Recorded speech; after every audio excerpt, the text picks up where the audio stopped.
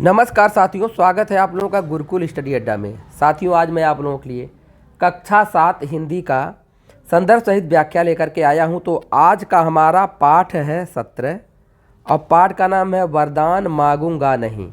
तो चलिए इसका संदर्भ सहित व्याख्या देख लीजिए। तो यहाँ देख लीजिए, पहला पद्यांश है, यह हार से लेकर के मांगूंगा नहीं। तो शब्दार्थ देख लीजिए। हार, हार का अर्थ होता है पराजय। महासंग्राम का अर्थ है महान संघर्ष या जीवन में आने वाली कठिनाइयों से लड़ने का भाव। अब संदर्भ देखिए। प्रस्तुत अवतरण हमारी पाठ्य पुस्तक मंजरी 7 के वरदान मांगूंगा नहीं नामक पाठ से अवतरित है। इस कविता के लेखक शिवमंगल सिंह सुमन है। इसके बाद हम लोग प्रसंग देखेंगे। प्रसंग क्या है?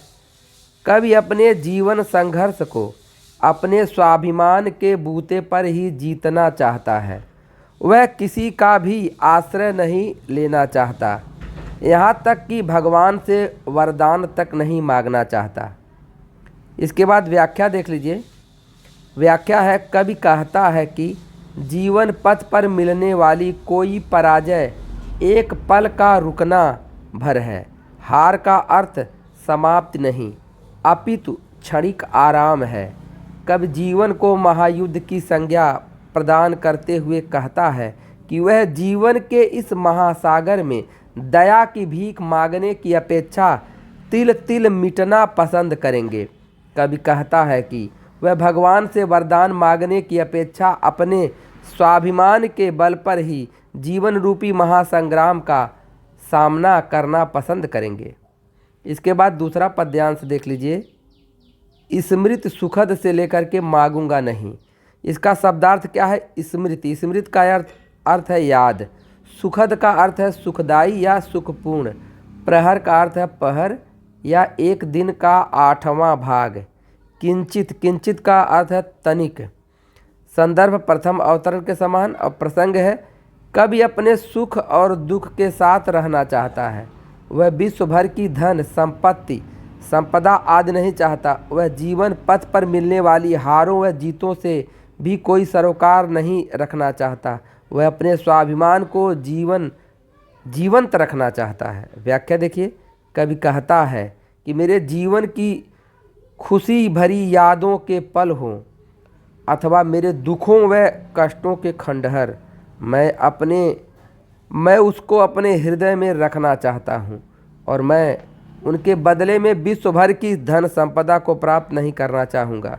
कभी अपने स्वाभिमान के साथ जीना चाहता है। कभी अपने जीवन में मिलने वाली हारों व जीतों के भंवर में भी नहीं उलझना चाहता। वह हार या जीत से नहीं डरता। वह कहता है कि जीवन रूपी संघर्ष पथ पर हार मिले या जीत उसके लिए एक समान है। वह किसी भी परिस्थिति में भगवान से वरदान तक नहीं मांगना चाहता। अब अगला देखिए साथियों। पद्यांश है, लघुता न अब से लेकर के मांगूंगा नहीं। शब्दार्थ है वेदना, वेदना का अर्थ है पीड़ा। ताप का अर्थ है कष्ट। अभिशाप का अर्थ है साप या बददुआ। संदर्भ है प्रथम अवतरण के समान। प्रसंग है, कवि अपने स्वाभिमान की रक्षा के लिए हर कष्ट झेलने को तैयार है, लेकिन वह कर्तव्य पथ से डिगने को तैयार नहीं।